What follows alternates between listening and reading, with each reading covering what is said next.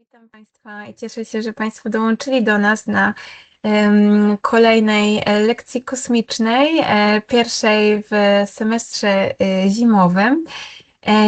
Dzisiaj gościmy Gabrielę Opiłę, doktorantkę Akademii Górniczo-Ochotniczej, która jeszcze pewnie doda swojej na afiliację, jak już będzie się przedstawiać, ale dzisiaj poprowadzi dla nas Gabriela lekcję o tematyce bardzo kosmicznej, bliskiej i nazywa się ta lekcja Space Rocks, czyli skały z kosmosu o meteorytach, słów kilka.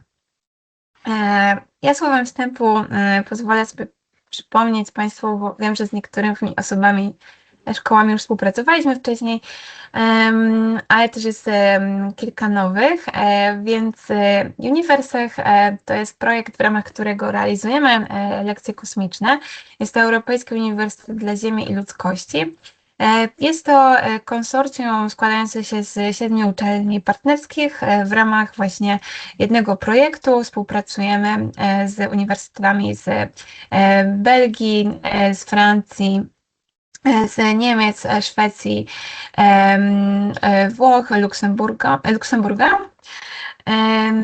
I jako projekt naszym celem jest wspieranie mobilności studenckiej i różnorodności społeczno-kulturowej, promowanie też międzynarodowej współpracy międzyuczelnianej, ale także rozwiązywanie barier, z którymi osoby studiujące mogą się spotkać podczas rozpoczynania studiów wyższych, czy też mobilności studenckiej, a także oferujemy kursy związane z technologiami kosmicznymi, z eksploracją kosmosu, nie tylko w naukach inżynieryjnych, ale także w prawie, w naukach społecznych, w medycynie. No i przede wszystkim też zwracamy uwagę i chcemy, aby to miejsce, ten projekt był taką właśnie przestrzenią do wymiany doświadczeń pomiędzy różnymi grupami wiekowymi, w tym właśnie też szkołami. Jeśli chodzi o zespół, w którym pracuję i który współorganizuje lekcje kosmiczne, to jest to zespół Work Package 4, czyli zajmujemy się różnorodnością, inkluzywnością i zrównoważonym rozwojem w eksploracji kosmosu, w sektorze kosmicznym. Uczymy, edukujemy, popularyzujemy naukę. I dzisiejsze spotkanie jest właśnie jednym z takich przejawów. Nasz cel to wprowadzenie dobrych praktyk związanych właśnie z tymi 3 obszarami, ale przede wszystkim zależy nam, aby podzielić się nimi z osobami uczącymi się właśnie w szkołach średnich, z osobami studiującymi, ale także dbamy o współpracę i tutaj edukację osób z kadry administracyjnej, naukowo-badawczej i dydaktycznej. To, na co zwracamy uwagę, no to właśnie różnorodność i też dzisiaj spotykamy się tutaj, żeby pokazać, że właśnie space, czy eksploracja kosmosu, czy właśnie technologie kosmiczne, to jest wynik współpracy różnych dyscyplin, różnych subdyscyplin też związanych właśnie z naukami przyrodniczymi, z psychologią, socjologią, geologią, prawem, medycyną, ale także naukami inżynieryjnymi. Dzisiaj Gabrysia będzie bardziej w tematyce, mam wrażenie, geologicznej, więc tak, dobrze mówię? Więc dzisiaj ten kawałek nauki Państwu przybliżymy. No i nasze cele to właśnie współpraca ze szkołami, organizacja konferencji studenckiej, promowanie mobilności studenckiej, także spotkania z osobami pracującymi już w sektorze kosmicznym, no i właśnie też współpraca z kołami naukowymi OGH, do których również Gabrysia należy. Gdzie możemy się spotkać w sieci?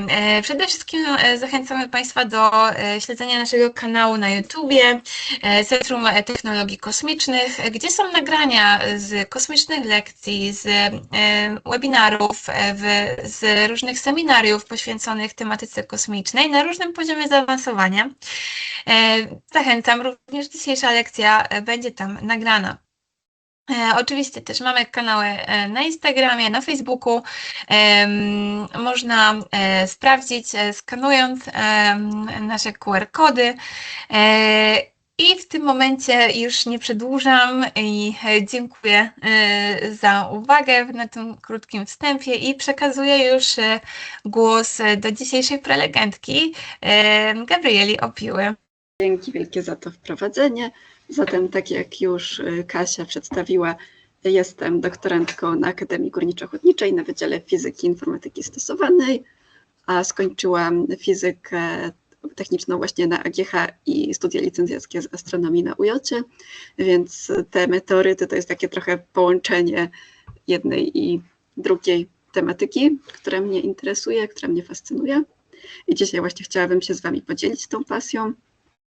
Stąd wybrałam właśnie temat Space Rocks, o takim trochę właśnie angielskim Space Rocks i polskim znaczeniu.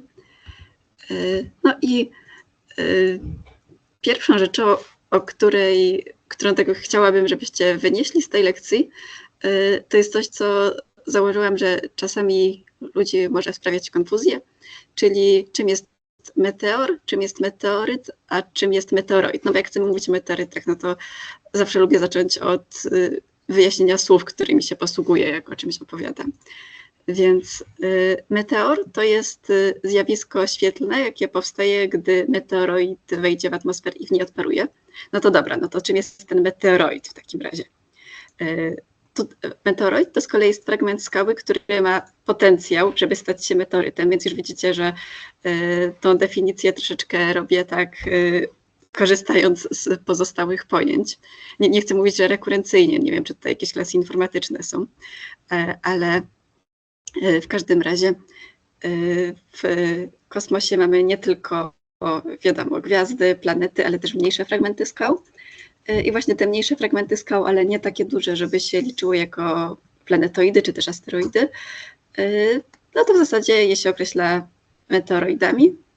No i raczej też większe od pyłu kosmicznego, czyli rozmiar wielkości tak rzędu centymetrów, metrów, tego typu rząd wielkości. No a jeżeli już ten meteoroid przejdzie przez atmosferę, tak jak na obrazku, który widzimy tutaj po lewej stronie, rozświetli się w niej, ale będzie na tyle duży, że nie odparuje w całości w trakcie tego przejścia przez atmosferę, to wtedy może to, co zostało z naszego meteoroidu, może stać się meteorytem. Czyli można go zdefiniować jako taki naturalny obiekt, może być złożony z kamienia, z metalu, z mieszanki jednego i drugiego, który był w stanie przetrwać upadek w przestrzeni kosmicznej i trafił na powierzchnię Ziemi lub innego ciała niebieskiego.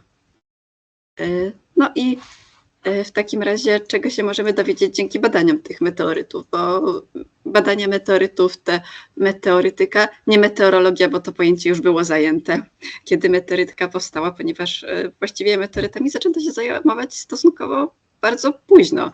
Właściwie jeszcze w XX wieku trwały dyskusje nad tym, czym w zasadzie są te takie dziwne, przypalone fragmenty skał, które się znajduje. I jeszcze w XVIII wieku, XIX wieku kwestionowano to, czy w ogóle te fragmenty pochodzą spoza tego zamkniętego układu, który wydawało się, że jest zamknięty. Bo panowało w pewnym momencie przekonanie, że układ Księżyc-Ziemia to jest coś, gdzie nie przychodzi nic nowego. No właściwie dopiero w XX wieku potwierdzono, że tak, to właśnie są skały z kosmosu.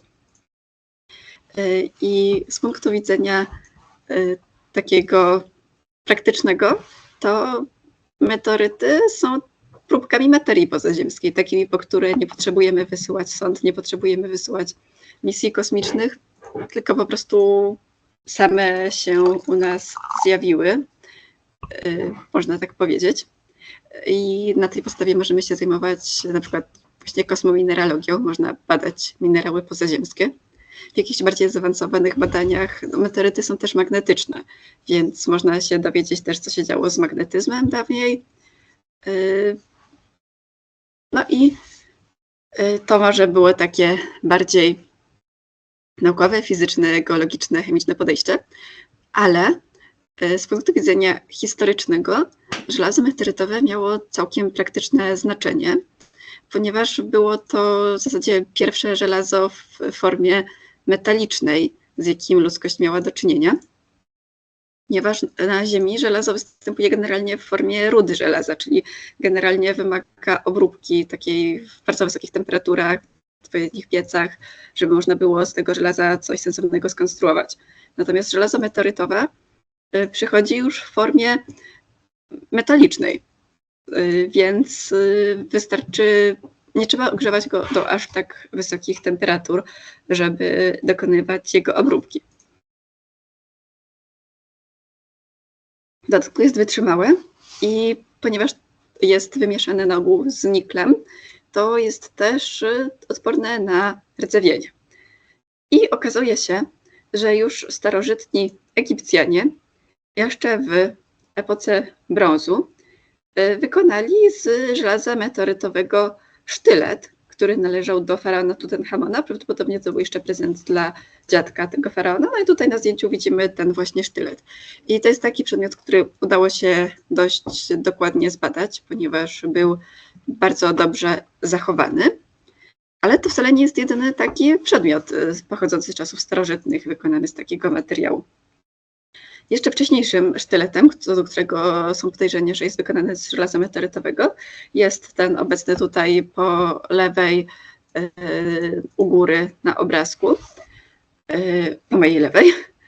I jednak on nie zachował się aż tak dobrze, więc są silne przesłanki, że jest z żelaza meteorytowego, ale nie było możliwości aż tak dobrego jego przebadania, jak tego sztyletu właśnie Tutenchamona.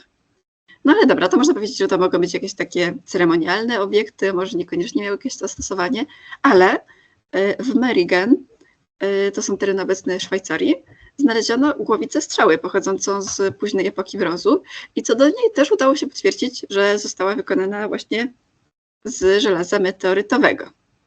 Co więcej, istnieje też przedmioty dekoracyjne wykonane z meteorytów, na przykład statuetka buddyjska wyrzeźbiona z meteorytu Chinga. W jej przypadku nie określono, z kiedy dokładnie ona pochodzi. Nie jest to niestety znane, ale to kolejny przykład obiektu właśnie, którego nie byłoby, gdyby nie żelazo meteorytowe. No i kolejna taka podstawowa rzecz w kontekście meteorytów to jak w zasadzie rozpoznać meteoryt. No, dużo ludzi może nieraz znajdować fragment skały, stwierdzić, że no, ciężkie, przyciąga magnes, może to meteoryt. No i wiadomo, dobrze mieć nadzieję, że akurat to będzie właśnie meteoryt, ale bardzo często z meteorytami mylony jest na przykład magnetyt, granit. No i po angielsku jest takie określenie meteorites and meteorons, czyli meteoryty prawidłowe i no nie meteoryty, bo po polsku się mówi pseudometeoryty. Tutaj po lewej akurat dałam zdjęcie pirytu, który tak naprawdę jeszcze bardziej można go zestawić z innym minerałem, który występuje w meteorytach, który ma bardzo podobny skład chemiczny. Też składa się z siarki i żelaza, tylko w innych proporcjach. Do tego jeszcze później przejdziemy. No ale faktycznie pierwszą przesłanką, że coś jest meteorytem, jest to, że ma to wysoką gęstość. To jest prawda. Prawdą jest też to, że meteoryty są najczęściej magnetyczne. Odróżnić meteoryt od na przykład żużla można po tym, że nie ma jakichś dziur, bombli, tego typu rzeczy, tylko jest oczywiście taka powierzchnia, która nie jest tak bardzo równa, to tutaj widać na obrazku właśnie z tej skorupy obtopieniowej meteorytu, akurat meteorytu Northwest Africa 869. To jest taka bardzo błyszcząca powłoka, która powstała w wyniku tego, że meteoryt przechodząc przez atmosferę nagrzał się do bardzo wysokich temperatur, ale bardzo krótko był rozgrzany do tych wysokich temperatur, więc zdążyła się stopić jego zewnętrzna powierzchnia, ale w środku, jak tutaj widać z boku, w środku nie jest taki przetopiony.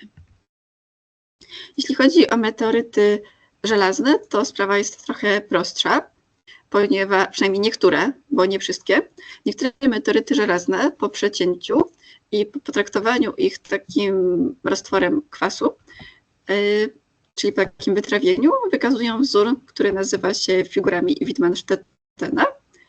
I to też wynika z tego, że występują w meteorytach takich minerały, które też do nich potem przejdziemy, ale właśnie tutaj jest żelazo meteorytowe, żelazo z niklem i zależnie od proporcji tego żelaza i niklu, tej struktury krystalicznej, dostaniemy właśnie taki wzór.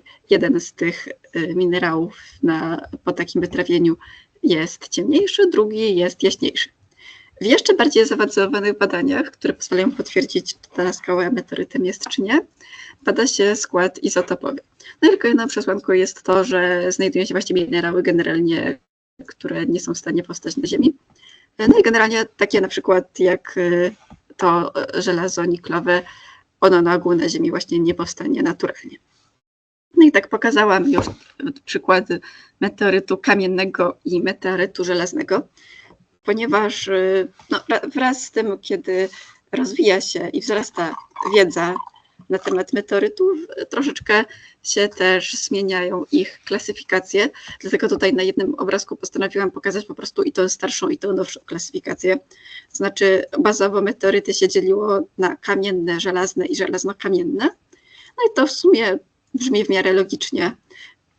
Nawet widać na załączonych tutaj obrazkach, że tutaj faktycznie jest w większości kamień z takimi metalicznymi ziarnami, które się tak błyszczą. To jest przykład meteorytu żelaznego, a na dole przykład palasytu, czyli meteorytu, który należy do rodzaju meteorytów żelazno-kamiennych.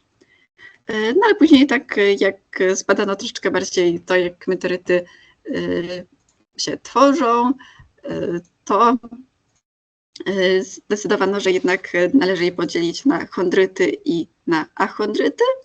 No i meteoryty, które wcześniej klasyfikowano jako kamienne, teraz się nazywa chondrytami.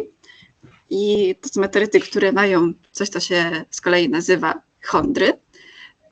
Te chondry to są takie okrągłe, potem jeszcze pokażę zdjęcie, ale takie okrągłe skupienia minerałów.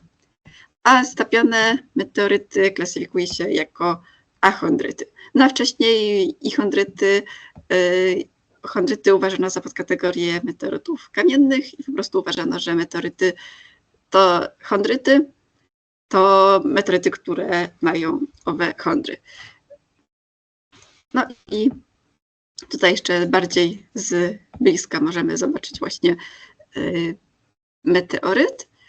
Tutaj po lewej widzimy taką strukturę właśnie zlepioną z bardzo różnych minerałów, a po prawej możemy zobaczyć przykład chondry.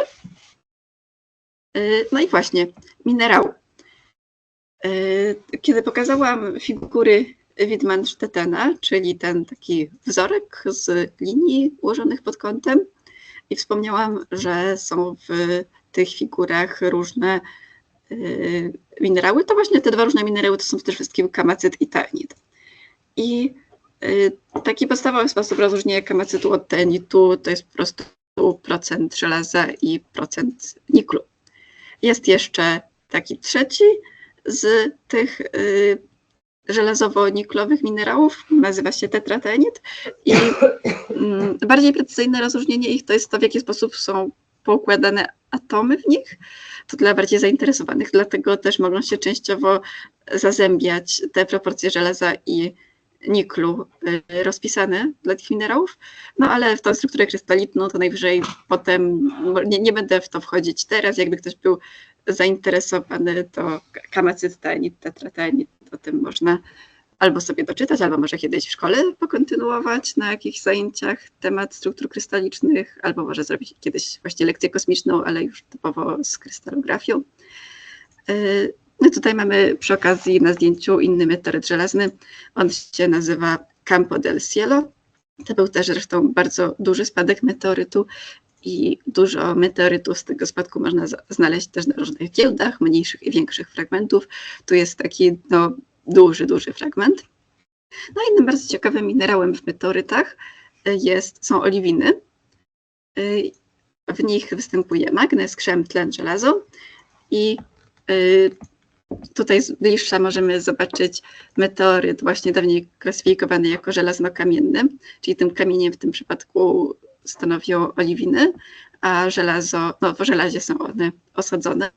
Bardzo ładnie taki meteoryt właśnie wygląda pod światło, tak jak tutaj jest przedstawiony.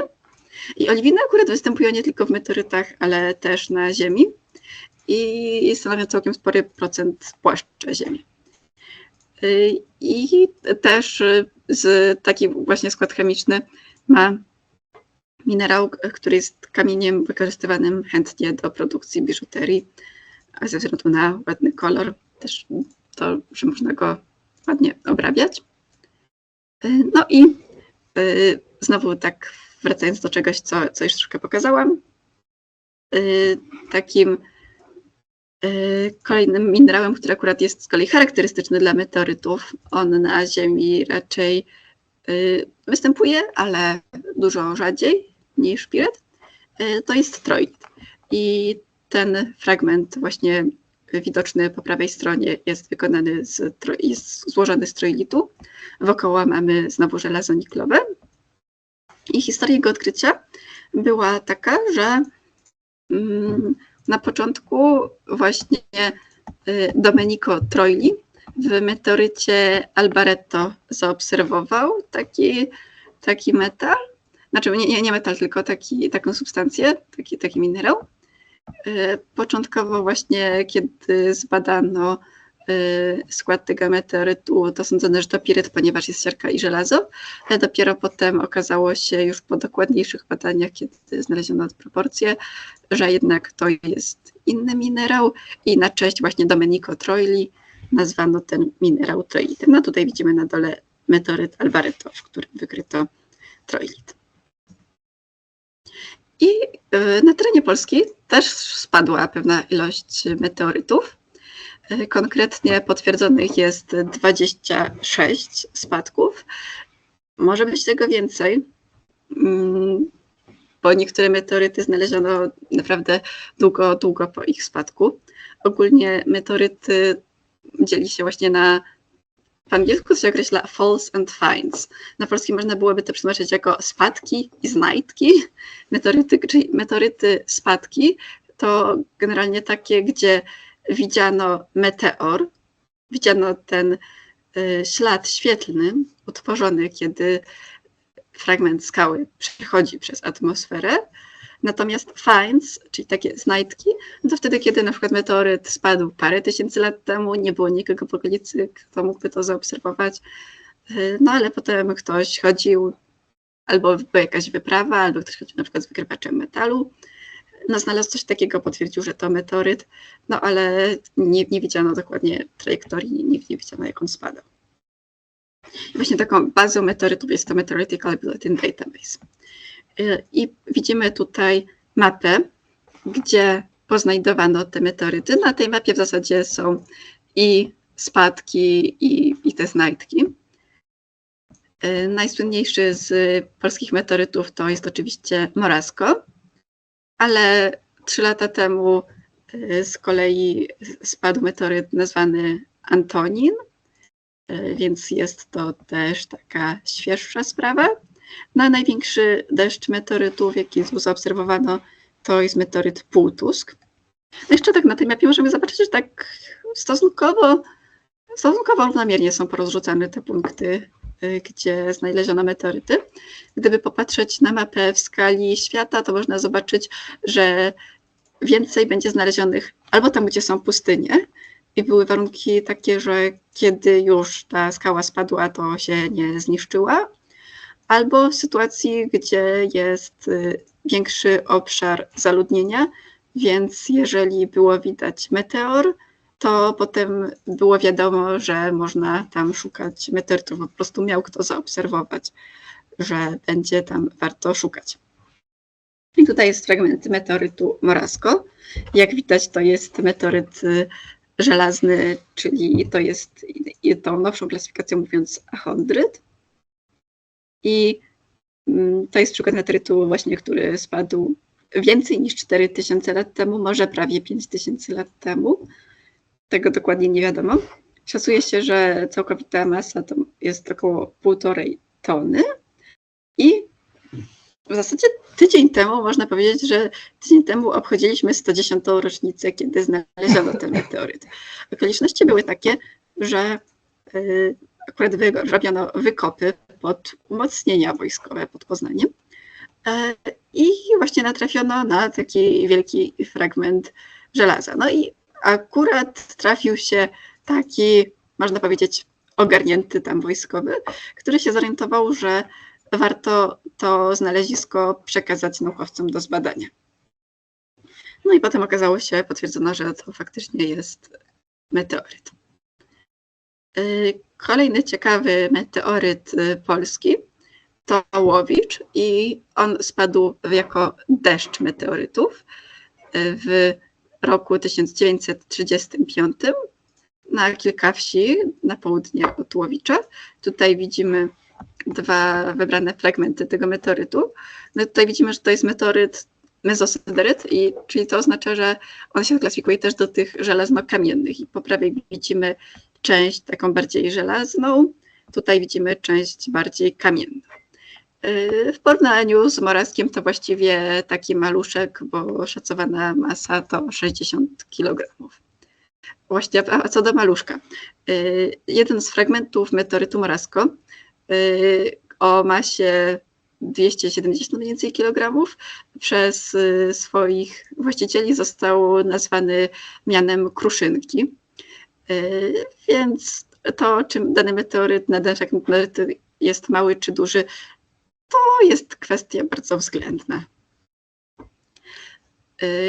I taki świeżutki, niejako polski meteoryt to Antonin i to akurat jest na pewno fall, to na pewno jest spadek, ponieważ zaobserwowano na niebie bardzo jasny bolid. Bolid to jest w tym przypadku nie auto wyścigowe, tylko w tym przypadku to jest wyjątkowo jasny meteor.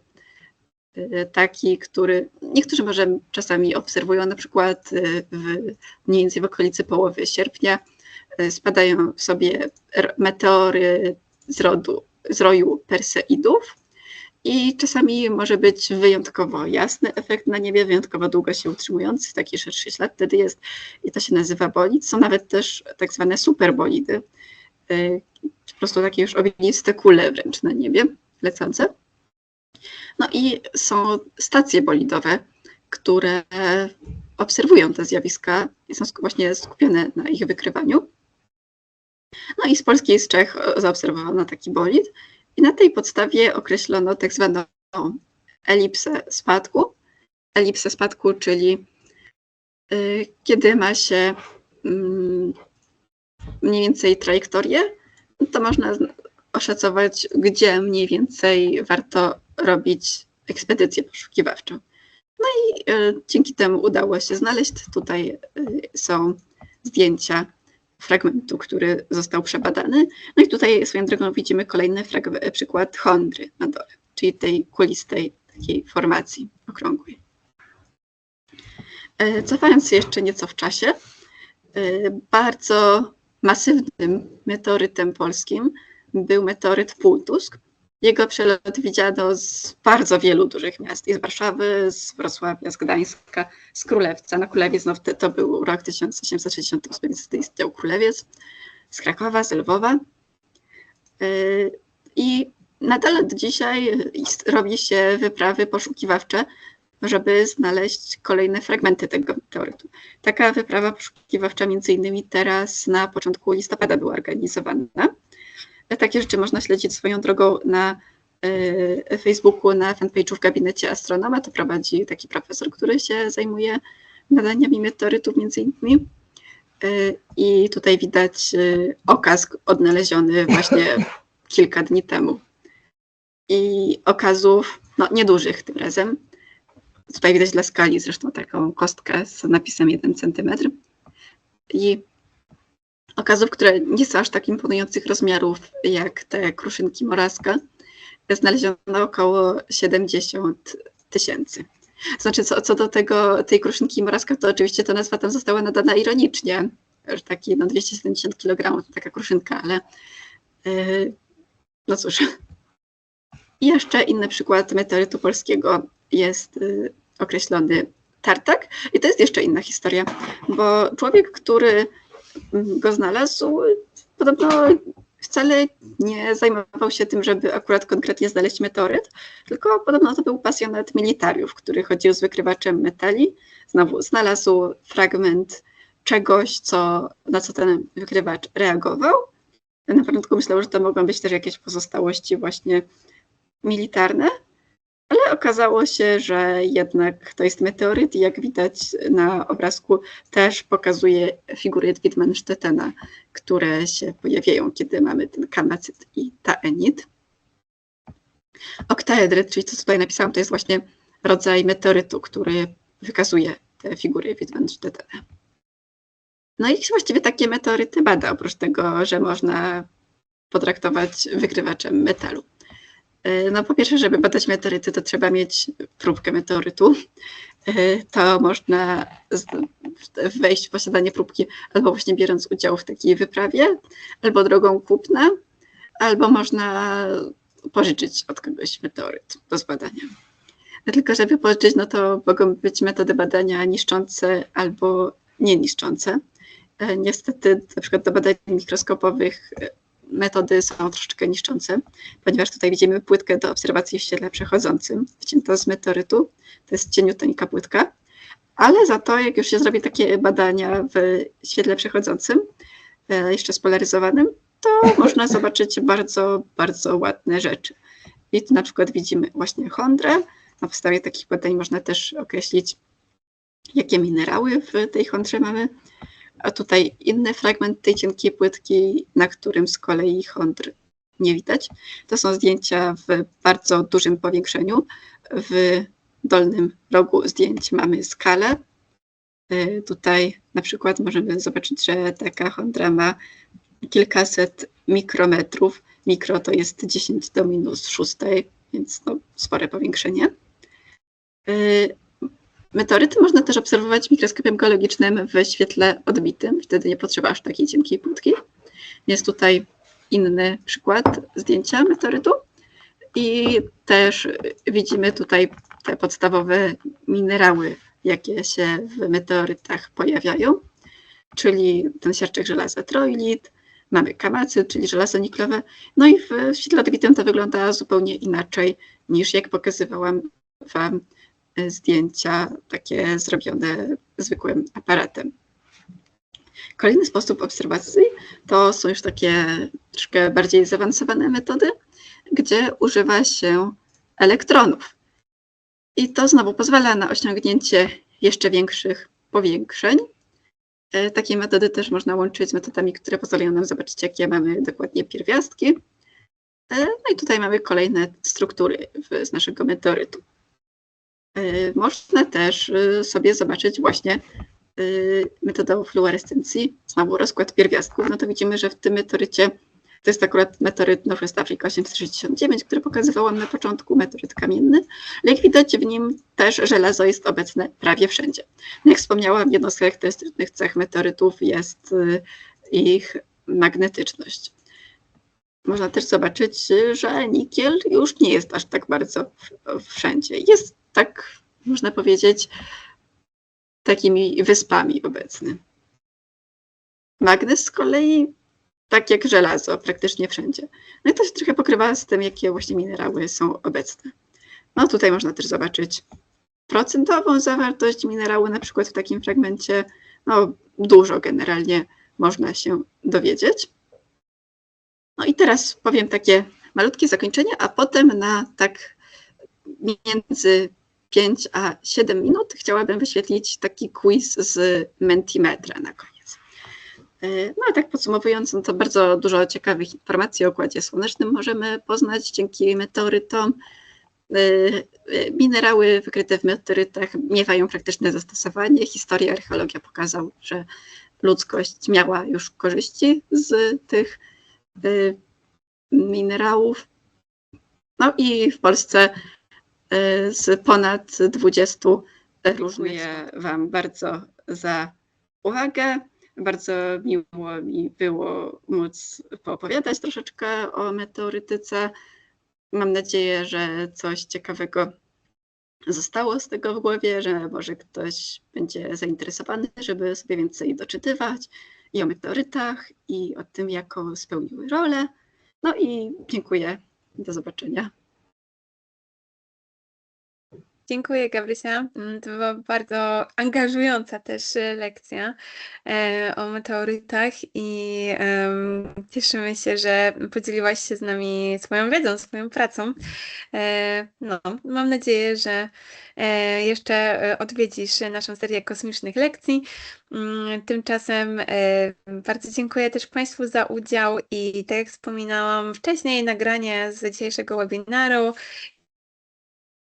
Państwo jeszcze sprawdzić, no to będzie dostępne, ale jeśli chcecie Państwo bezpośrednio się skontaktować z Gabrysią, to wiem, że też umieszczała swój adres mailowy na starcie, więc chętnie odpowie na pytania. Tak jest. Tak, dziękujemy bardzo i mam nadzieję, że do zobaczenia na kolejnej kosmicznej lekcji. Dziękuję. Do widzenia. Dziękuję, do widzenia.